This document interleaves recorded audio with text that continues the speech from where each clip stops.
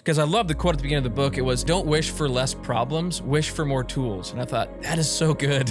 Yeah, so it's this idea of taking 100% responsibility for your physical, emotional, and spiritual well-being. And now some listeners might immediately hear that and go, wait a minute, Jesus is responsible for me. I'm not taking away from that, right?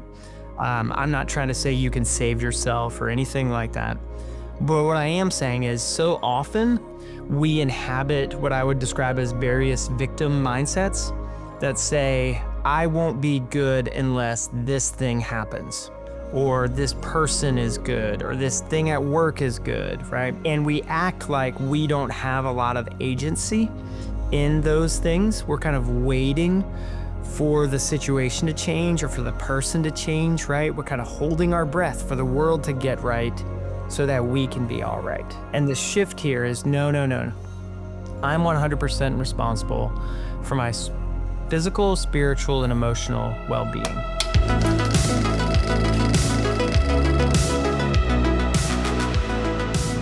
Today we've got a fantastic episode. We have on my good buddy, his name is Will Acuff. He wrote this book called No Elevator to Everest. It is phenomenal. We actually had him on about 2 months ago, and the conversation was so good. And a lot of you reached out saying that you loved it so much that he's back, and we're talking more relationships and how can we work through just preparing ourselves to be better at being a spouse, being a coworker, being a parent. This is such a good episode. So my hope is that this will inspire you, that will give you hope as well in whatever journey you're working on, whatever journey you're on right now. And so, yeah, that's the reason that I started this podcast, that we can all become hopefully better in relationships, better with our spouses, our kids, our coworkers. So with that said, we've got hats and shirts up for pre-order right now. So this hat I'm wearing right now, big hat guy. I think I wear a hat every day. This one, I wanted it to be canvas, and I accidentally checked Tri-Tech, and so it's like a performance hat, and it is the nicest hat I own. So I'm super fired up about that. Hopefully you guys enjoy too. And then we got some rad shirts as well. And hopefully if they do well and you guys want them, we'll print more. I have so many ideas for designs and shirts and styles, but it's only if you guys want them first. So we got to start there. So, all right, let's get to the episode. Thanks so much. Listeners, this is Will Acuff. He's been on once before, and that episode was phenomenal.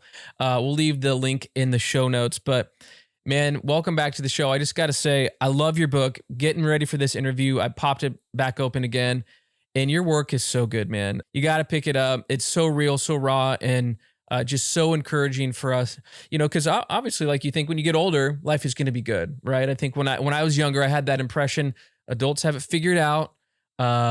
When I get that age, I'll have it figured out too. And I was wrong. So very wrong. Yeah, it turns out that the journey keeps going, doesn't it? Yeah, exactly. Mm-hmm. Well, man, let's jump into it. So one of the things you talk about in your book is this idea of this 100% rule. And there's so much I'd love to talk about on this episode, but let's start there. Do you want to share a bit about that? Yeah, so it's this idea of taking 100% responsibility for your physical, emotional, and spiritual well-being, right?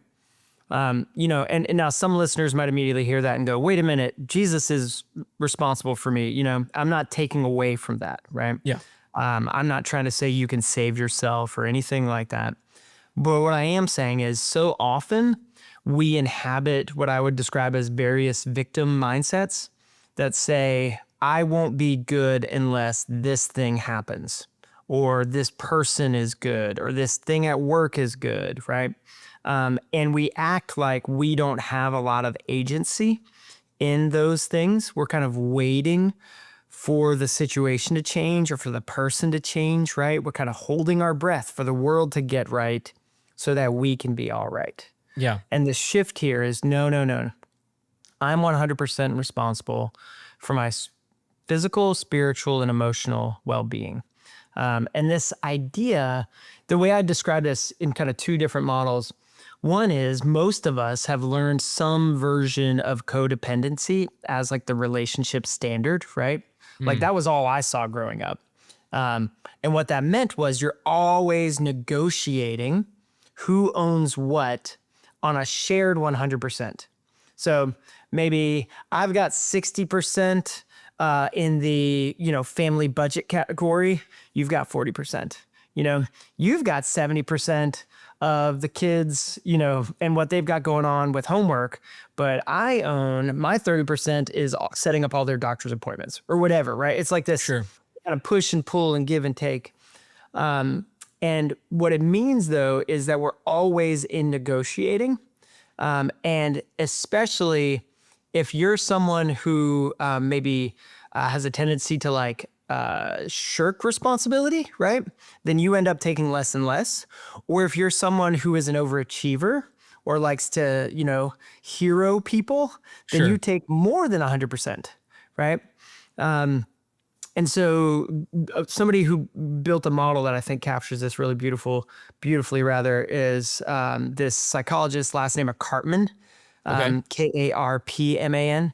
And this is like 1968. I think it's one of the most beautiful kind of models and explanations of human relational dynamics. And it's called the drama triangle. And so in the drama triangle, you have 3 roles that are technically all like a victim mindset, okay? You have the hero who says, I will rescue you out of this, and they're taking more than 100%. You have the villain who says, this is all your fault, right? Essentially, you better fix it, right? And they go on the attack, so to speak, right? And then you have the straight up victim role. And the victim role says, I don't have, any power in this. I'm just getting hit by whatever you guys are going to do. And they blame, it's, oh my gosh, it's the weather, it's the economy, it's the politics, it's A new surprise every day, a new thing to blame it on, right? So I'll give you a lived example of how this plays out in my family, right? Okay. So prior to me learning this and learning some ways to shift from drama triangle to 100% responsibility, I might come home from a really full day of work, and our son who has disabilities, right? That's a big centerpiece of the book. He might be having a really hard time, right? Very dysregulated, right? Which in our case means maybe destruction, right? Like holes in walls, that kind of stuff. Can't tell you how many televisions we've gone through, right? And so if I had come into that scenario and saw my wife dealing with that, then I'm a natural hero, right? I mean, my day job is I started a nonprofit, right? That says everything you need to know. Yeah. And so I see my wife in this, and I rush in to rescue her, right? And I take over, I help move my son, to his room, to a calming space or whatever, right? And I just insert myself into the scenario, right? Then my wife goes, what are you doing, right? And now she goes to villain role and goes on the attack, right? Says, I didn't ask you to do that, right? You're actually maybe escalating it. You might be making it worse, right? And then I run from hero to victim mode. And I go, why don't you understand that I'm trying to help you, right? Why don't you accept my help in this way, right? And then you can round the bases because maybe she doesn't want to do that and she runs over to hero. Well, Will, I wasn't, right? And then fast forward, and now we're just running the bases. Post this, switching into, how I would approach this from 100% responsibility mode, I treat my wife like she is a grown-up and that she is also 100% responsible. And so I walk into the house and I see this happening and I say, Tiffany, do you need any help? And she checks in with herself. She goes, you know what? I'm good. But what you could do is go check on our daughter because this is pretty intense. Yeah. See how she's doing. And then if she's okay, would you start dinner? And it's, oh my gosh, yeah, you've got this. Yeah. I don't have to rescue you. I check in with my daughter, who, by the way, in the first scenario, I didn't even notice, right? Yep. And, this story ends with me making mac and cheese and my wife feeling like we're really connected, And she knows what she's, responsible for, and I know what I'm responsible for. Yeah. Wow. So is it easy to go back to that? Because I mean, that's a lot of this is relationship, just like how we connect with people. And it's so easy to jump into these roles. And even subconsciously, it's easy to jump into any of these, the victim role or the hero mode. I'm going to, hold everything together. Is this something where you guys, if you're in that drama triangle, that you can recognize it now? Because I love the quote at the beginning of the book. It was, don't wish for less problems, wish for more tools. And I thought, that is so good. We all need more tools to figure out, new problems that arise. 100%. I mean, this is not easy, right? This requires enough kind of daily self-awareness to recognize the patterns, right? And from a Christian perspective, I would say this is another way of understanding Paul saying, take every thought captive, right? So it requires you to go, what are the patterns that I show up with my wife? Or what are the patterns with that friend who always seems to be in crisis? Or who am I at work, right? Often, our work culture really rewards those who take on more than their share of responsibility, right? Yeah. We love that, right? And then we're like, we have a burnout crisis. It's like, I wonder why that is, right? So I would say if you were going to do this wisely and sequentially, the first thing would be to have some self-compassion. Just know this is going to take a while. Right. So have that heart posture of like, okay, God, I'm inviting you into this. Please give me some wisdom to understand my patterns, right? That'd be the first thing.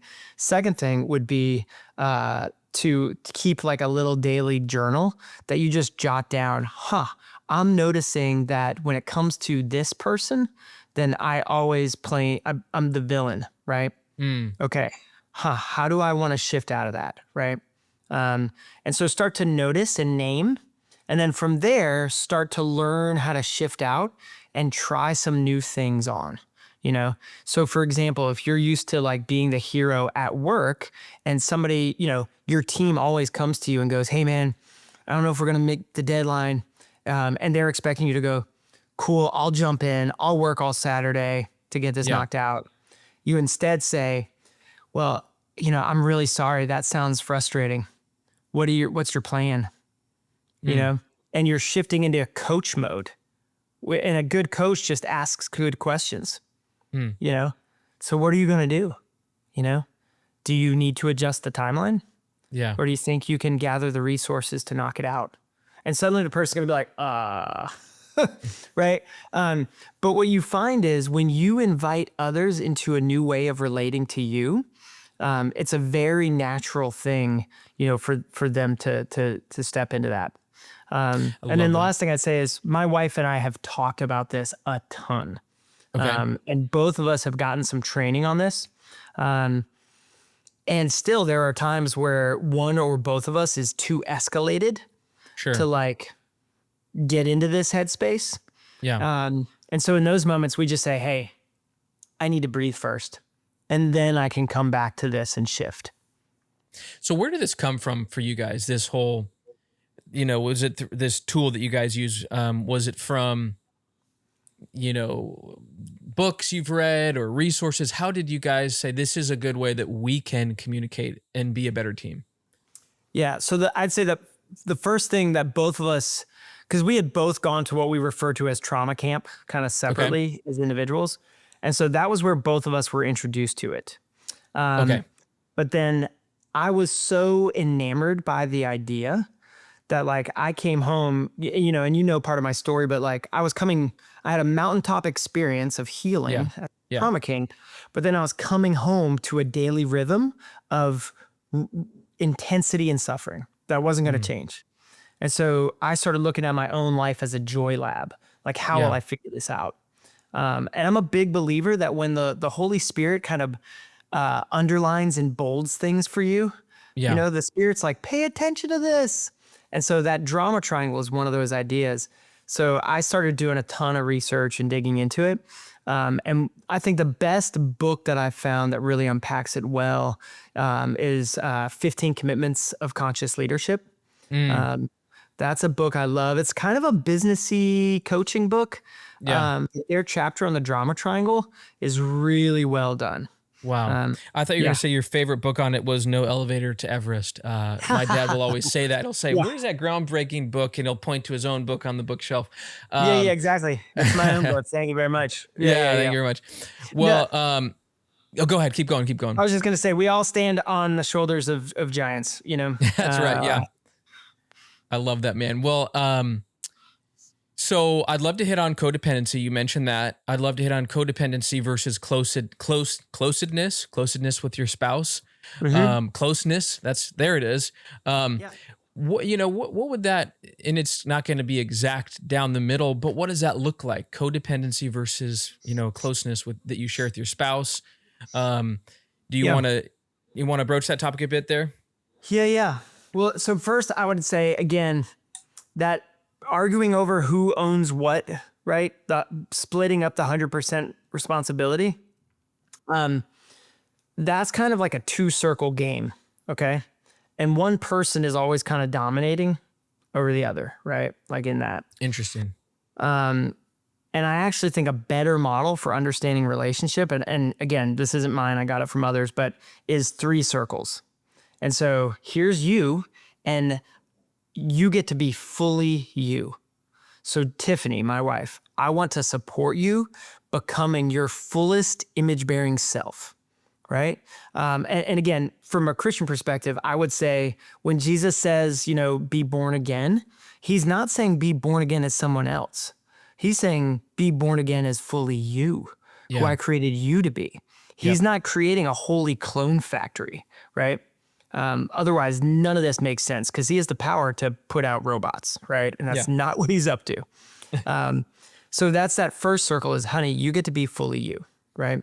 And that is yours, right? Like you get to tell me about it. You get to describe it. You get to share your heart with me, but I don't get in that circle. Does that make sense? I love that. And then same for me. Hey, here's how I'm thinking about this. Here's how I'm reacting to this situation. And it's okay if our experiences are different because we're different people, right? And then the third circle becomes that is your relationship. And so you start from this mindset of what do we want to create together, right? What would intimacy really look like? What would being a parent really look like for you and for me in ways that we collaborate towards thriving, So good. And then maybe it is, like real practical, silly example, but like, my wife handles all of our IEP stuff, right? This is the individualized education plan for kids with disabilities. She handles all of that for our son. He has a binder that like looks like, one of those Bibles that everyone, had back in the day. And I handle the medical stuff, right? Okay. Like understanding what medicines or what treatments or whatever, right? And that suits us really, really well. We get sideways if we try to put that on each other, So like my wife never expects me to understand the IEP as well as she does. And I don't expect her to understand, the nuances of some of his, medication stuff or his doctor treatment stuff as well as I do. And that's okay because we're meant to collaborate, right? Yeah. Like welcome to what it means to have a helper, right? But So we good. intentionally put that in the third circle. I love that. So I'd love to go 2 places. One, we could back up for the listeners that may not know your story or may not have listened to episode 1.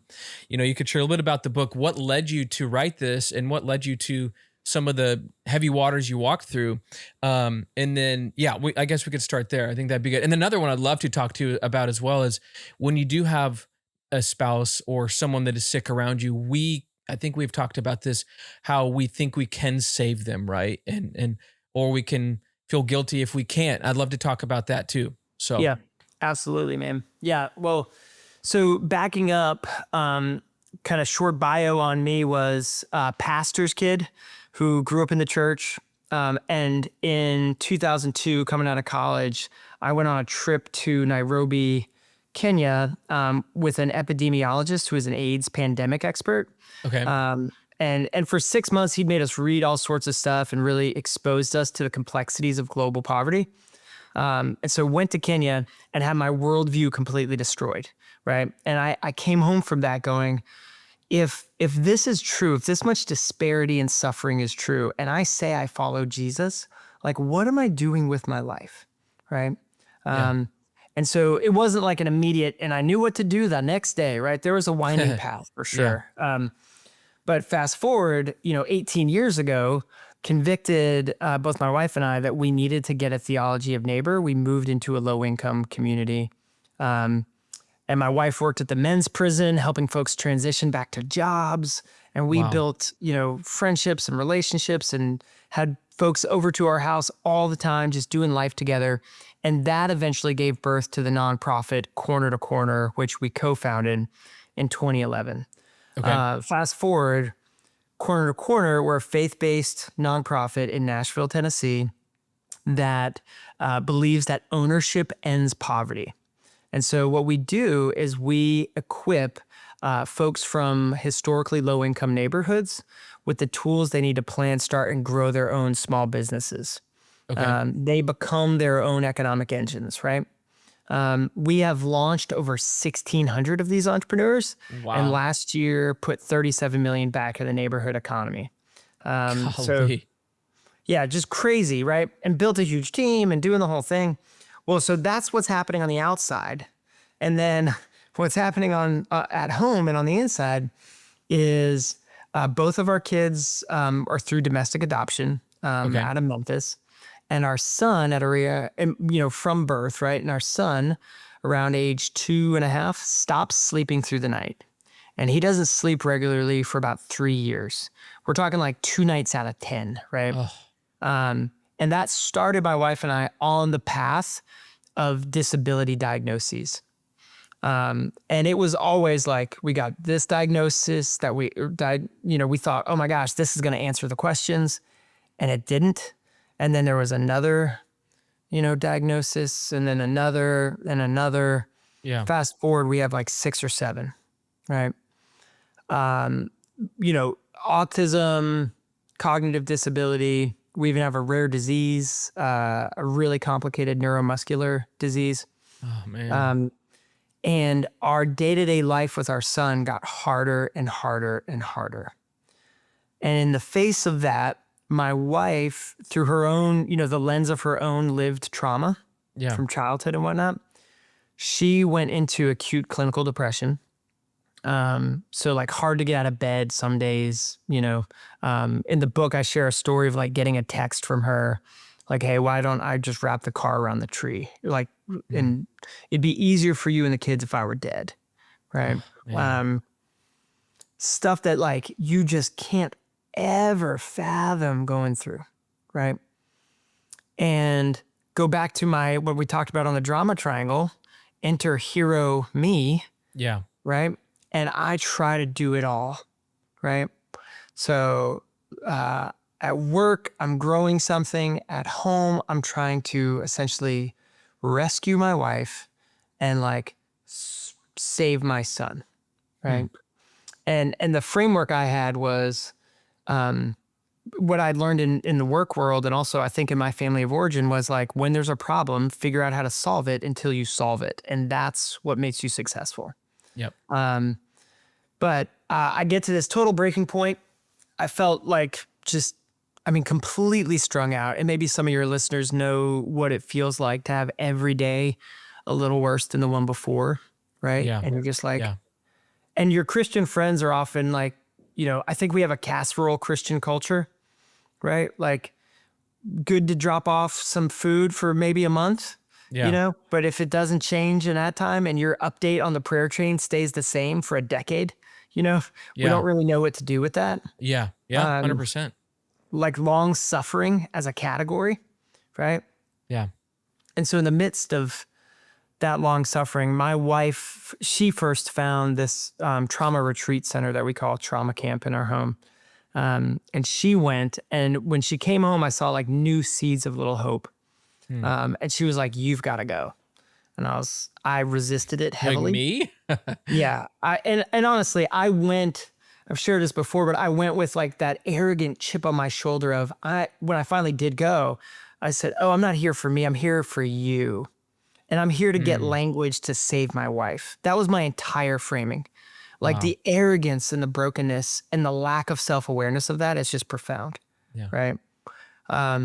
But while there, I have this like crazy God moment. He breaks my heart open and reminds me of his infinite love for me. Like I touched the unconditional love of God. Yeah. And I came home going, okay, now what? Like that can't be a mountaintop moment. I refuse. And so started like I got just blank sheets of paper and I was like, what would a day of joy look like today? How would I recreate new rhythms? Yeah. And then from that developed life-giving daily practices, right? As Thomas Merton, one of my favorite authors, he says, find your practice and practice it. And I started doing that. And the joy, instead of like, mountaintop moment and then it comes down, it was like mountaintop moment went up. And I was like, oh my gosh, there's another mountain up here. And then it happened again and again, and Now, were your circumstances at home changing, or were they the same stress Same. level? Was it all okay? Oh, dude. I mean, like, yeah, this story's in the book, but like, we're driving home. We had gone to a school thing for my daughter, and we drove separately because we knew just in case something sparked off, we wanted to have my daughter have her focused time, right? Yeah. Often siblings of kids with disabilities feel neglected or, they're not getting the attention. Sure. And so we drove separately. I transitioned my son out of there. He starts losing it. Has kind of a meltdown that turns into a sensory meltdown, right? And in those moments, he loses control of his body, right? And I have so much sympathy, like for him, and like I can't imagine, right, what that feels like. Yeah. But he's going through that, and I'm driving down the highway, and he kicks the window so hard that he shatters my windshield.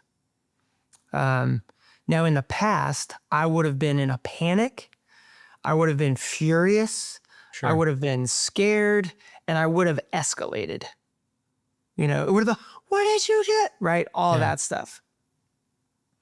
And instead, because of the daily practice and like the restoring myself and connecting back to the Lord every single day, right? Almost like recharging your phone, Yeah. I got really still and I noticed my anger emerge. And I said, hey, we will have time to be present with you later. But right now, we need to meet Raylan, my son, in patience and in empathy, because this is scary for him. And so I got really still. And then he got really still. Like he picked up on what I was, and we drove the rest of the way home. Fortunately, most of the crack was like on his side, You could see. I could see. Important part, right? Yes. We got home. I helped transition him to like his room, which has like a calming, it's kind of his Kind of sensory like area sensory or something. thing. Yeah. Yeah. And got him situated. And I went to the kitchen where he couldn't see me, and then I looked at my anger and I welcomed it.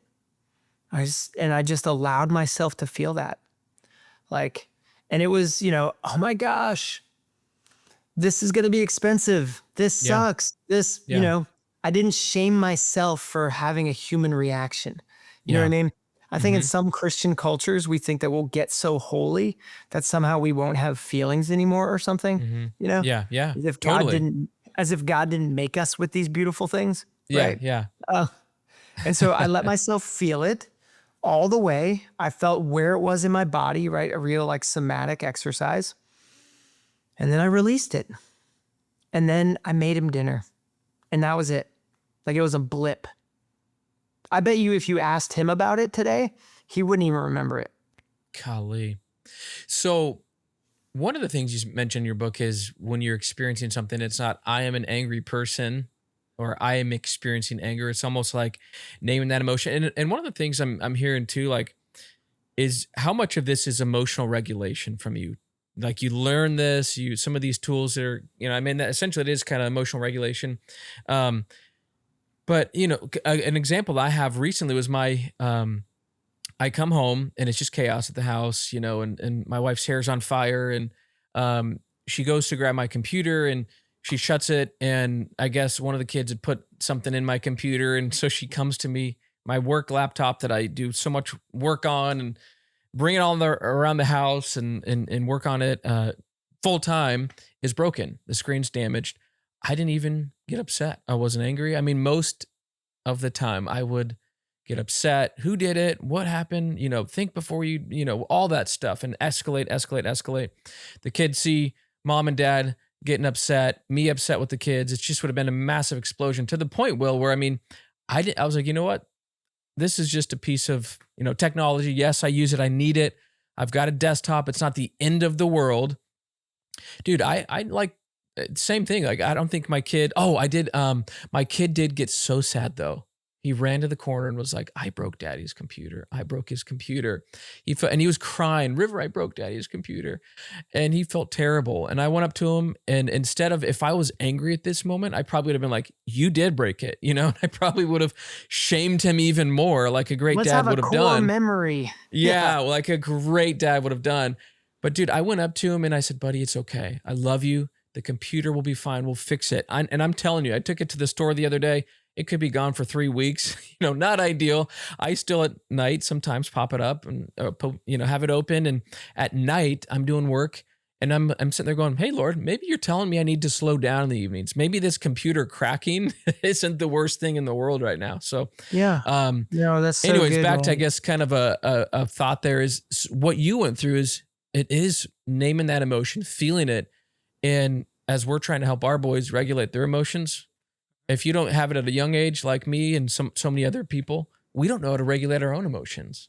No, 100%. I mean, my childhood and my parents would double down and affirm that this was the case, right? But I grew up in a spiritual context where it was facts and faith and feelings were literally useless, right? Which is so mind-blowing to me because everything we know about emotions and science and all that says that they're coming from the same brain. Like rational thinking, which we're like, we love that in the church, comes from the same place that the emotions are coming from. But we tend to vilify one and honor the other, right? And I think we make people brains on sticks, right? And not like embodied, enfleshed, full people, right? Yeah. And Jesus, like he came in the flesh, he took it all on, including our emotions, right? Or you just read the Psalms. Here's a man after God's own heart, and it's dripping with Deeply someone emotional. who is deeply connected. Yeah, yeah. Or Paul saying, man, we really thought we were supposed to go to Asia, and then we got locked out and we were despairing, Or Paul, hey, I've longed to be with you, but the best I can do right now is send this letter, right? Like the Bible is real about authentic human experience, right? We are often the ones who try to like box it in and control it. And I think it has more to do with kind of a Christian version of Stoicism than it does with actual biblical Christianity. Man. I think there's a lot of us who are on the other side of a spouse experiencing depression, right? Whether contextual, like it's been a hard season, or like, no, like diagnosed, medication might help, all that kind of stuff, right? And for most, I mean, every single Christian I know is trying to like rescue their spouse out of that. Like that is the go-to move.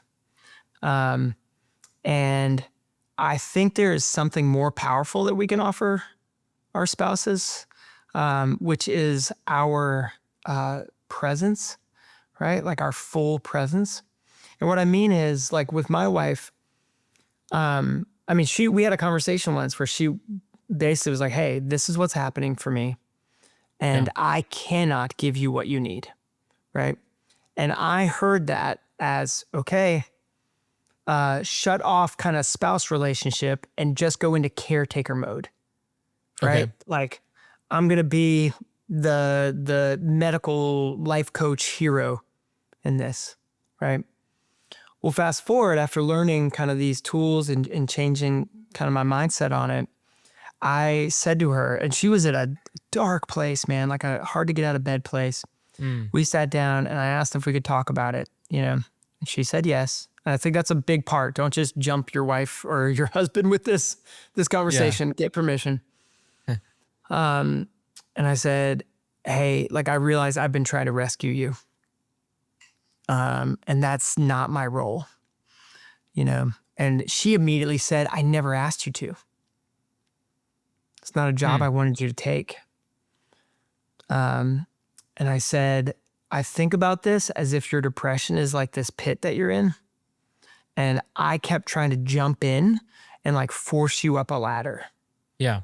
Or jump in and build you some stairs or, whatever. Yeah.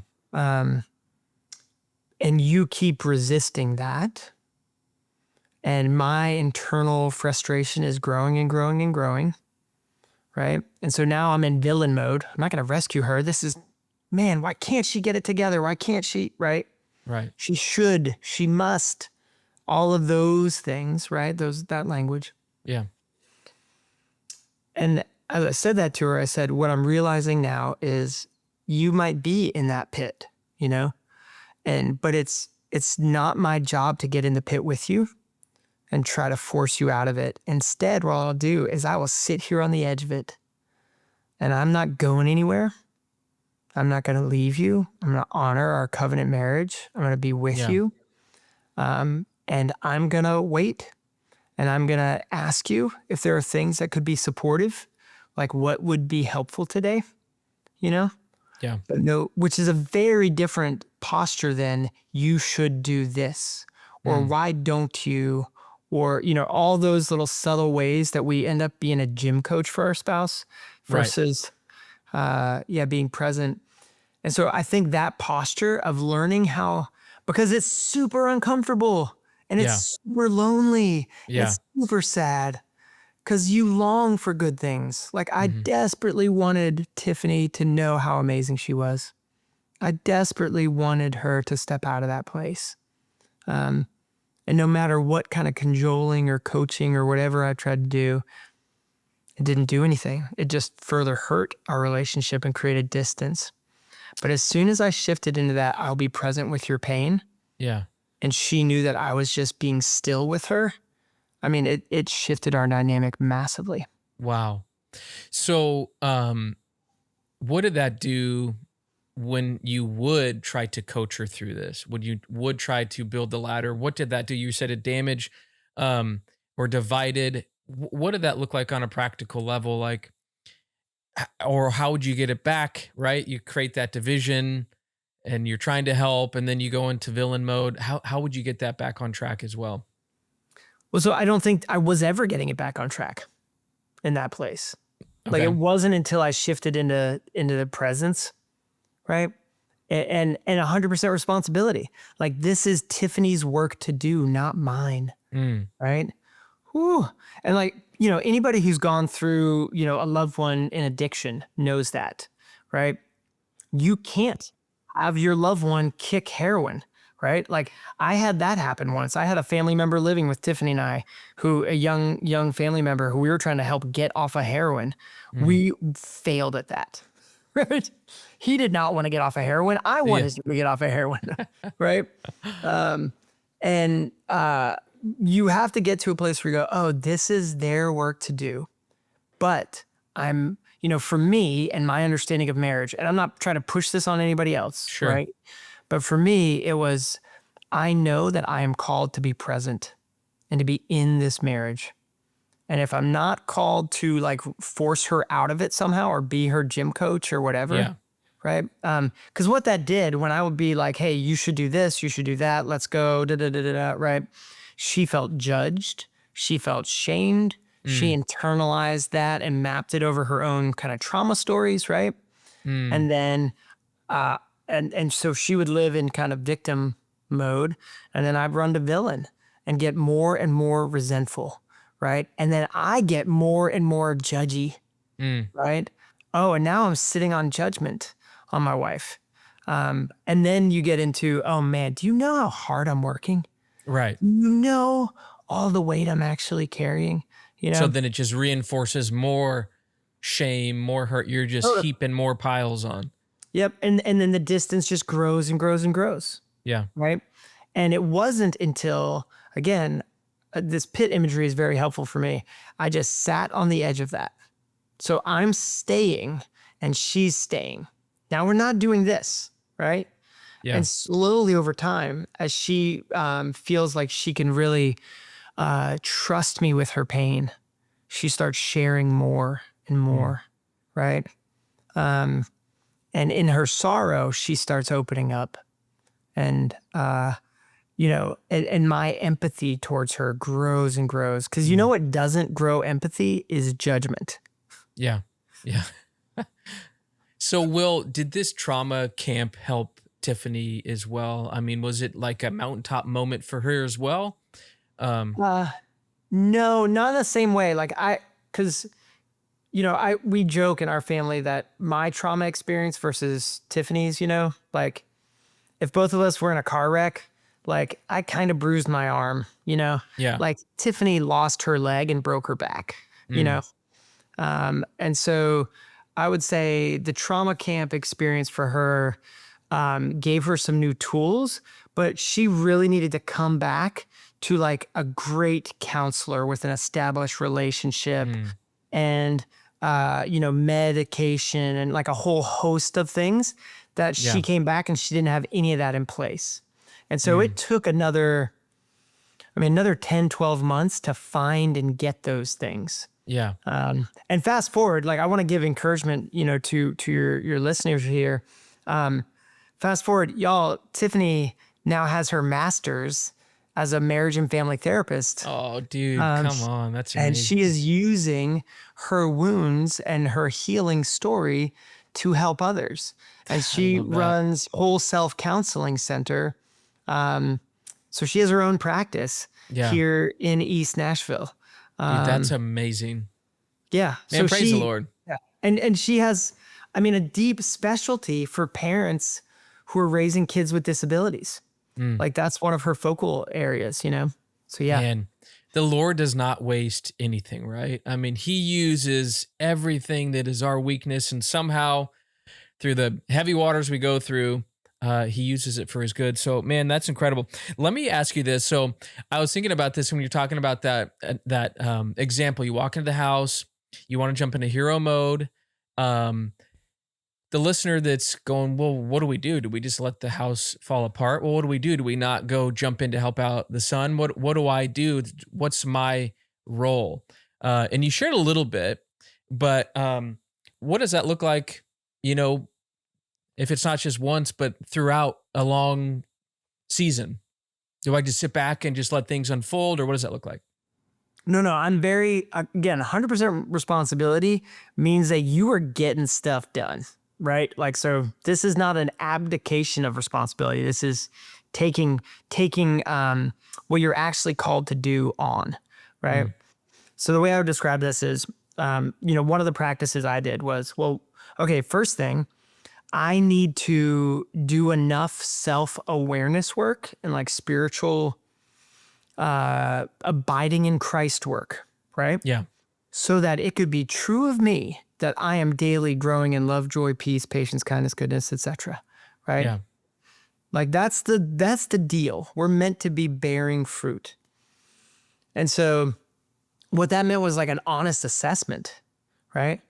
So, that's a blank sheet of paper where you go, okay, what am I going to do that is going to refuel me in a very hard context? And so for me, that's where, and the book gets into details and gives people kind of a launching pad for how to develop how to develop a daily practice. And, Yeah. and also for any of your listeners who are in Nashville, we're actually doing a daily practice workshop on October 25th. I don't know when this episode's coming out, Nice. but Okay. and it's a small group. We're only looking for like 15 participants, but like Sweet.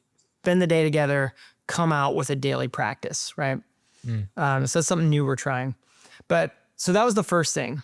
I developed a daily practice so that I could connect with self, really process stuff, give things over to the Lord, right? 1 Peter 5:7, right? Which, by the way, you can't cast an anxiety that you can't know well enough to name, right? You don't have a handle on it, right? And so it's that kind of daily practice work. And then from there, it was, okay, what would work in this season of my life look like with full joy? And I start to explore that, right? And that's a combination of what do I have the capacity to do and what is the Lord calling me to do? And then same at home. Okay, what's going on at home and what do I actually have the capacity to do? And then where do I need help, right? And being honest about the help that I needed and asking people for help. So, for example, I knew my wife was not able to like meet me in like an emotional connection standpoint, right? She couldn't pour into me in that season of depression. And I knew that that would be lonely in a particular way, right? And so wanting to guard my heart, right? I was like, oh, I'm going to need some deeper connections and more regular connections with my trusted guy friends who can pour into me. Not in the same way, but I need heart connection. And so I called up 4 or 5 guys. I said, hey guys, this is my situation. I need your help, you know? And then it was reaching out to some church friends and saying, hey, this is what's going on. I need your prayers. And then I also need some practical help, right? Like we had a guy who came and helped patch a bunch of the holes in the walls, you know, like really practical things. We had one support group through church, like provided meals and gift cards for like 6 months, right? Like things that I just needed. But so that, you know, to somebody who's going, what am I supposed to do? Right? Yeah. I think my answer would be first, connect with self and figure out how to abide in the Lord every day in a way, you know, develop your daily practice rhythms. 2, get real about what you have the capacity to do, both at work and at home, and enjoy. Well, man, thank you so much. This has been an awesome conversation. So, do you have a message for someone that's listening? Maybe they're going through this right now. Maybe they're suffering, going through some heavy waters. Maybe it's them. Maybe it's their spouse. Maybe it's someone that a family member, and they're just trying to do everything they can to just hold it all together. Do you have any message for them? A listener that may be listening right now? Yeah, I mean, my biggest message would be if you're in a place where you can't carry hope for yourself, right? And I think sometimes we get there in despair. Yeah. Take a minute to get still and ask the Lord, who in my life can carry some hope for me right now, right? Find out who that is, right? If someone comes to mind, don't hesitate. Reach out and be honest with them and invite them in and ask them to carry some hope for you, right? That would be my first thing, is just invite someone else into the pain to be with you in it, right? My second thing would just be figure out the beginning trail of what is anything in your life sparking a little joy, right? Anything. And go do more of that. It could be, you know what, every 3 weeks I walk the dog and I remember how good it is to be outside, you know? Okay. Try to do that instead of every 3 weeks, every other day. What would that do, right? Because I think the Lord gives us joy and joyful experiences, even in our darkest moments, as like breadcrumbs, you know, like to follow a trail back to Him. Yeah. Love that. So good, man. Well, point us to where we can find your stuff and where we can find your book. And I will also say too, definitely follow Will on Substack. I got the app, download the app. You got to follow him on that. He's got a lot of stuff he's putting out. He's writing great stuff on that, on there as well. Yeah. Substack for sure. And then on Instagram, it's just Will Joy Acuff, all one word. Lot of, daily posting happening there.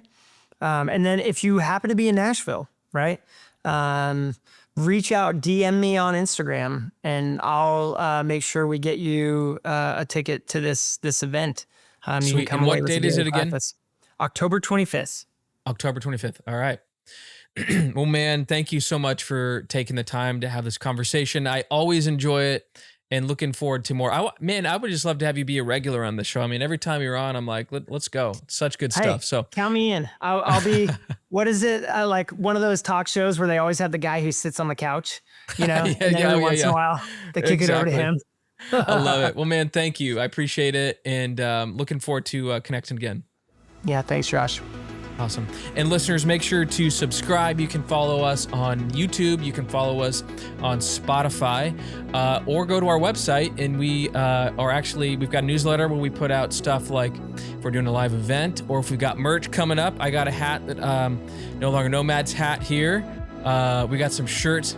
Thank you guys for listening, and we'll see you next Tuesday. We release episodes Tuesday at 5 a.m.